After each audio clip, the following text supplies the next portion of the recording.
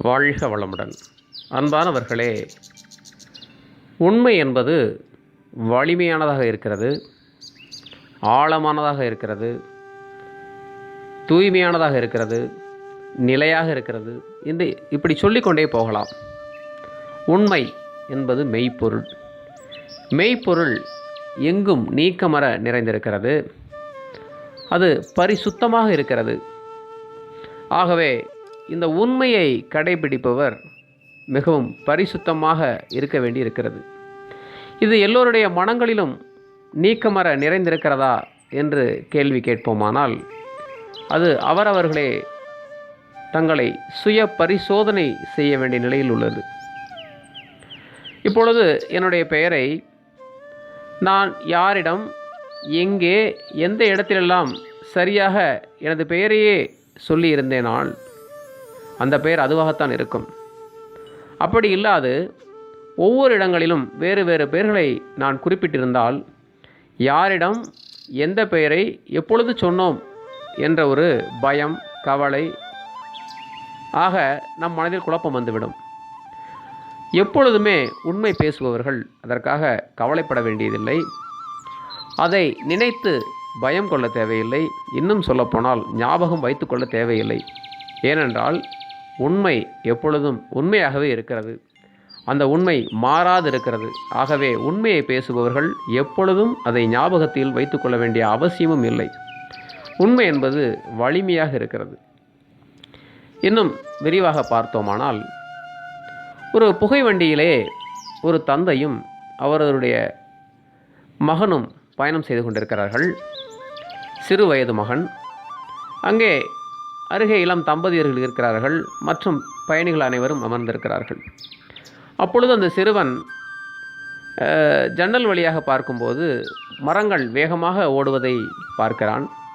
மிகவும் ஆச்சரியமாக, அப்பா, மரங்கள் எவ்வளவு வேகமாக ஓடுகின்றது பார்த்தீர்களா என்று கேட்கும்போது தந்தையும் மிகவும் மகிழ்ச்சியாக, ஆம் குழந்தாய், மரங்கள் வேகமாக ஓடுகின்றன என்று கூறுகிறார்.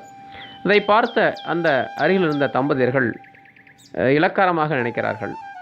சிறிது நேரம் கழித்து அந்த சிறுவன், அப்பா, எவ்வளவு வேகமாக இந்த வானத்திலே மேகங்கள் ஓடுகின்றன பாருங்கள் என்று மறுபடியும் ஆச்சரியத்தோடு கூறுகிறான். அதற்கும் தந்தை ஆமோதித்தவாறே, ஆம் குழந்தாய், மேகங்கள் மிக விரைவாக ஓடிக்கொண்டிருக்கின்றன என்று சொல்கிறார். இதை கவனித்த அந்த தம்பதியர்கள் அந்த பெரியவரை அழைத்து, ஐயா, உங்கள் மகனை மருத்துவரிடம் காண்பிக்கக்கூடாதா? மன வளர்ச்சி குன்றிய அளவில் இருக்கும் போல் இருக்கிறதே என்று அவர்கள் கேட்டுக்கொள்கிறார்கள். தந்தையும் பதில் சொல்கிறார், ஆமாம், நாங்கள் மருத்துவரிடம் சென்று இருந்தோம். இன்றுதான் மருத்துவரிடமிருந்து வந்து கொண்டிருக்கிறோம். ஏனென்றால் என்னுடைய பையனுக்கு இன்றுதான் கண் பார்வை வந்தது என்று சொல்கிறார். இன்றுதான் அவன் அனைத்தையுமே, இந்த உலகத்தையே பார்த்து கொண்டிருக்கிறான் என்று சொல்லும்போது அந்த இளம் தம்பதியருக்கு மிகுந்த சங்கடமாகிவிட்டது. அந்த வேதனையை அவர்களால் ஏற்றுக்கொள்ள முடியவில்லை. ஏனென்றால் உண்மை மிகவும் வலிமையானது. அந்த உண்மையை தாங்கக்கூடிய சக்தி நிறைய பேருக்கு இருப்பதில்லை. நாம் ஏதேதோ கற்பனை செய்து கொண்டிருக்கும்போது உண்மை சொரூபம் தெரியும் போது அதை ஏற்றுக்கொள்வதற்கும் மிக கடினமாகவே இருக்கிறது. அதைத்தான் சொல்லுவார்கள், எவ்வளவு வெயில் அடித்தாலும் தாங்கிக் கொள்ளலாம், தொடர்ந்து மழை பெய்து கொண்டிருந்தால் நம்மால் தாங்க முடியாது என்று. இந்த உலகம் கெட்டதை எவ்வளவு வேண்டுமானால் தாங்கிக் கொள்கிறது. நல்லது தொடர்ந்து நடக்கும்போது அதை தாங்கக்கூடிய சக்தி இருப்பதில்லை. ஆக நல்லதை தாங்கக்கூடிய சக்தி தேவைப்படுகிறது. இந்த உண்மையை கடைபிடிக்க மிகுந்த மன வலிமை தேவைப்படுகிறது.